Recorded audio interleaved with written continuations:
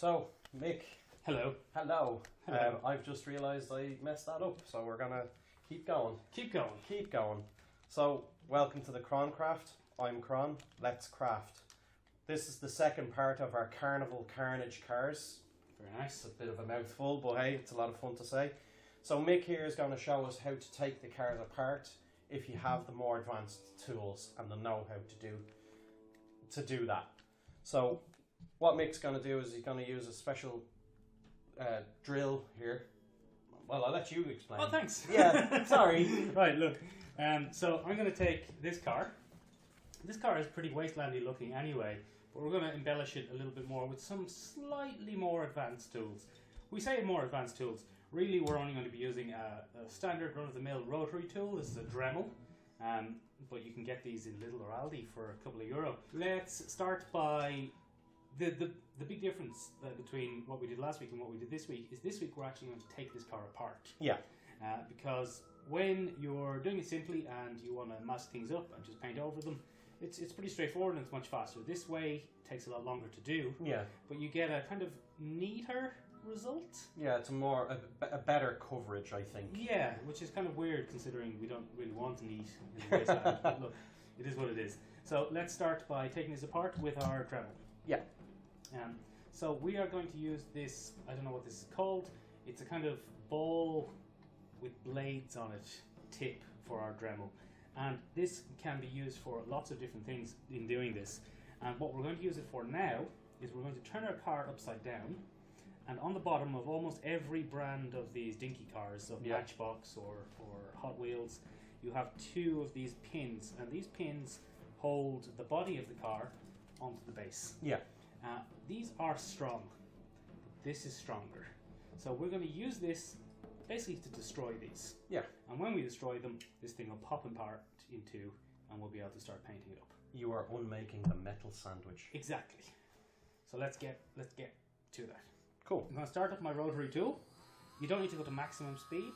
And really, to be honest, you should be doing this with some sort of eye or face protection.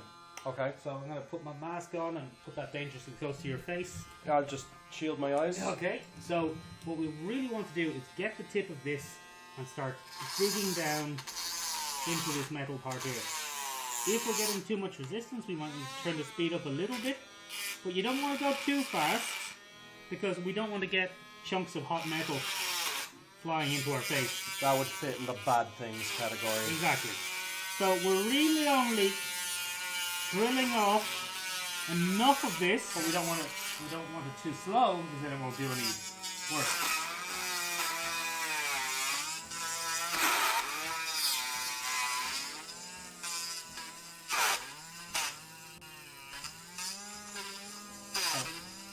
Once we've worn it all the way down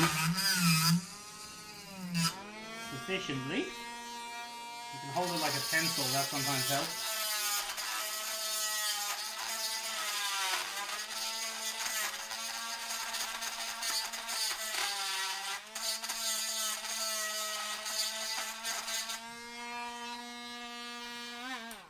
So now that we've worn down both of them, this should be easy enough, fingers crossed, to pop apart, and now we have the car in two parts.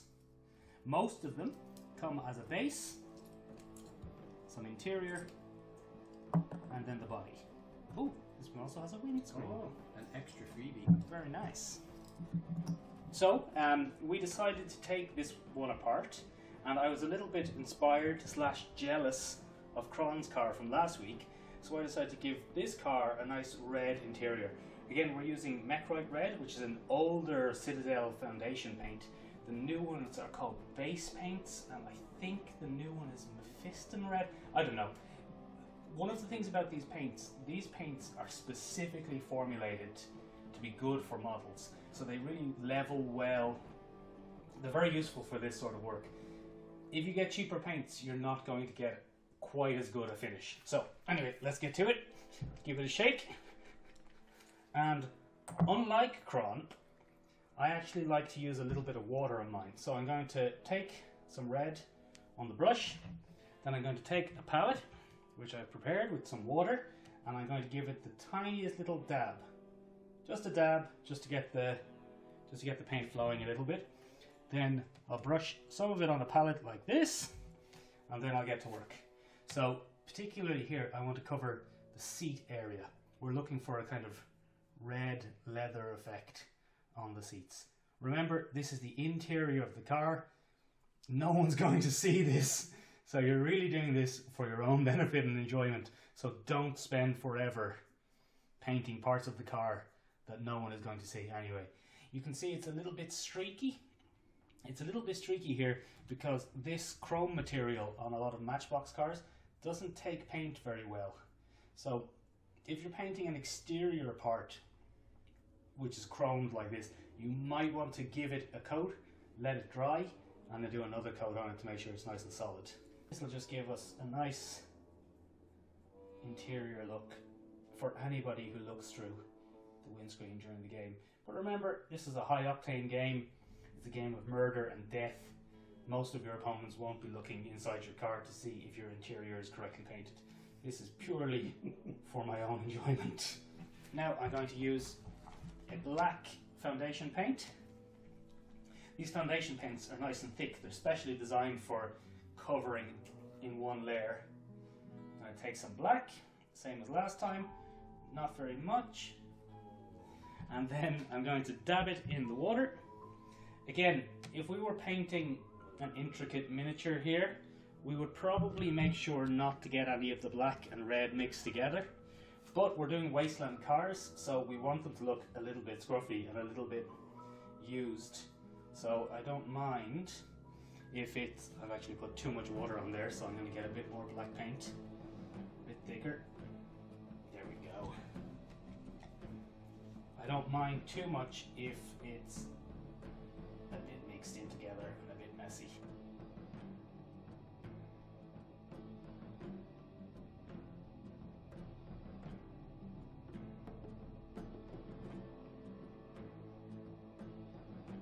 Remember, Kron took this car and he covered the entire thing in a brown wash, and that gave this a really nice dirty weathered look.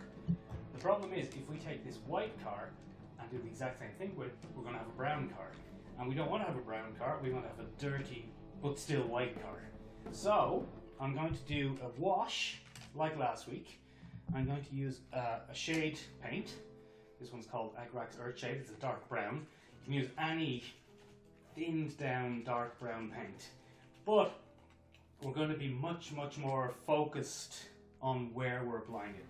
Things like here behind the wheel wells, I'm just going to run this brown paint down in there and then maybe smudge some of it off like that, so that we get the impression of dirt building up in the cracks but not an overall brown car. The other thing you could use as well, if you don't have a wash, is old coffee or tea. But it's a little stinky, so just make sure it's cold, not old. Very nice. So I'm going to keep working this in. I'm working it, oh, I got way too much on the brush there. I'm working it down into the panels and getting nice and dirty in here. In areas like this where there's a really deep crease, we can go a little bit heavier and get a bit more in. Areas like the top of the wheels like that, they'll really benefit from being dirtied up. It's going to look a little bit strange at this stage because we have a pristinely white car and it just has some random brown lines around it. But later on, when we start adding some more different types of weathering and dirt onto this, it's going to really pop out nicely. While we're here, we're also going to take some of the same paint, some of the Earthshade, and we're going to run that over the interior that we painted earlier, because that red was possibly too clean and we really want this to look dirty and used, so we're just going to lash that on there like that. Right, so we put on the wash, and you know, last week you showed us how to paint the whole body. We've already sprayed this, so we don't need to do that again. And you put on some kind of nice weathering, dry brushing with the silver around the edges, and you used a wash. But like we said already, this is going to be a white car. So like this red car that we did last week, last year, we're going to do a kind of a more focused type of rusting. Whoever owns this car is a little bit more vain. Any dark brown paint will do. There's a really nice paint that we're going to use called Typhus Corrosion. And this is a slightly unusual dark brown paint because it's a dark brown paint. And these are one of the newer ones, right? These are newer from Games Workshop again. But you know, we are using mostly Games Workshop paints, I just realised. But you can use any brand of paints. What's unusual about this is it has a little bit of texture. So what we're going to do is take a little bit of it on a fairly kind of stiff brush, and then take a bit of kitchen roll, or if you're Kron, you can just use your hand, and dab most of it off, like that. Then we're going to very focusedly dab at the car around the edges where it would naturally lose paint. Try not to be too consistent.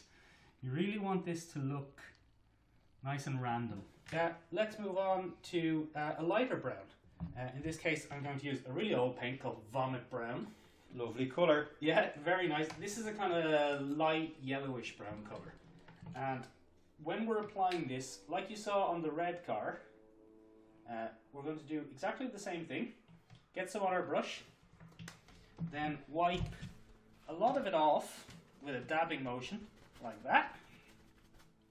And then we're going to put this inside the brown areas. So there should be overall less of this than the first brown we put on. Right, now we're going to do the last step. This is an orange paint. This is Ryza Rust.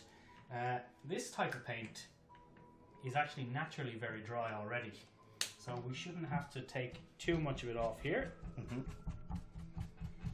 And like I said, we're building up in stages here.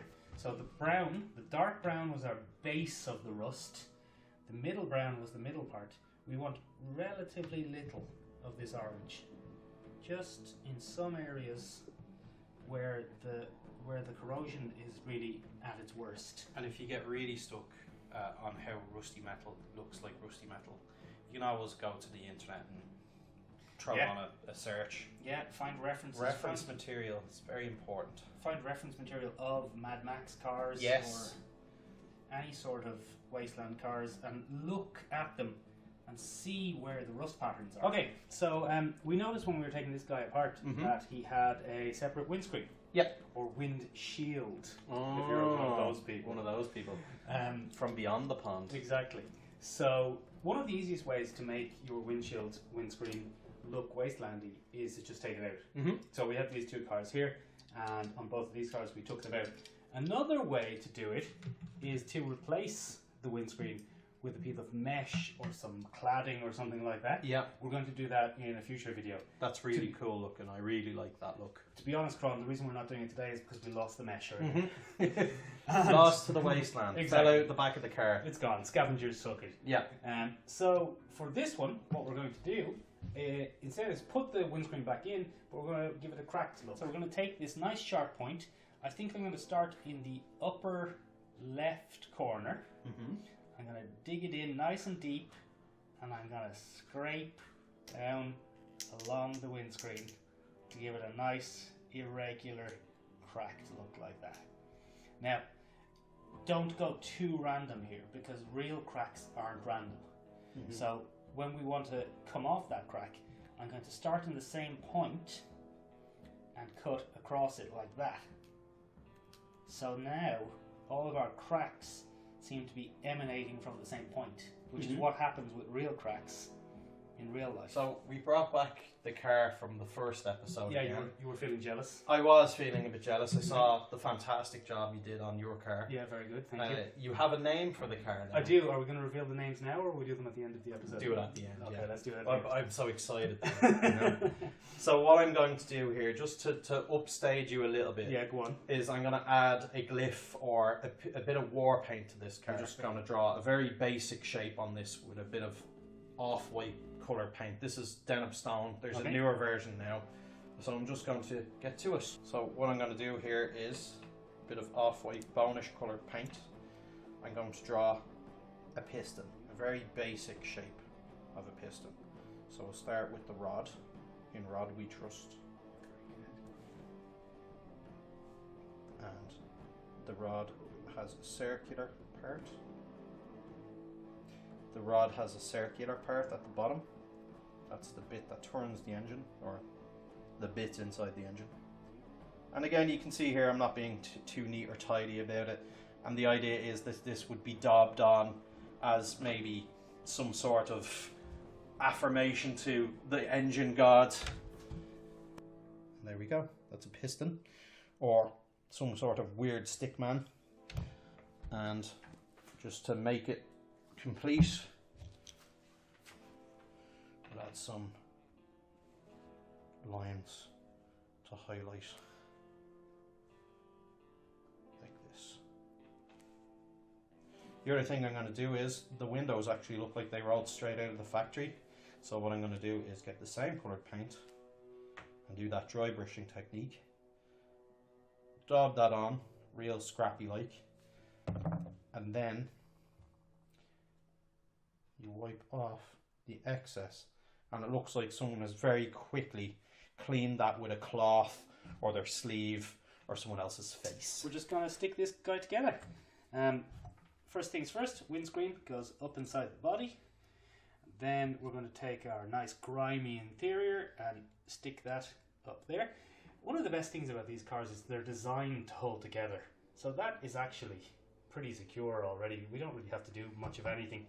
Then we're going to take our nice grimy bottom and stick it all back together. If you're lucky, when you were drilling out these holes, you didn't drill them out too far, and this will make a nice satisfying click when I pop it back on. In that case, this doesn't need glue. So, after all that, they're finally finished. There they are. And they look fantastic. They look brilliant together. They look like they've both come out of the wasteland and they're both telling different stories. Exactly. That's one of the best things about this. You can really put a bit of personality into your car and make them personal and customized. That's it. It's all about their backstory.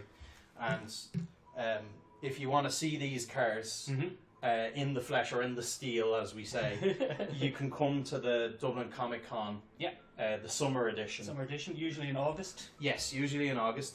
And we will be there as part of the Wasteland Carnival, and the Karnival Carnage game will be there as well. I will be pretty much dressed like this. Yes, and shouting and screaming at people. Yeah, losing my voice.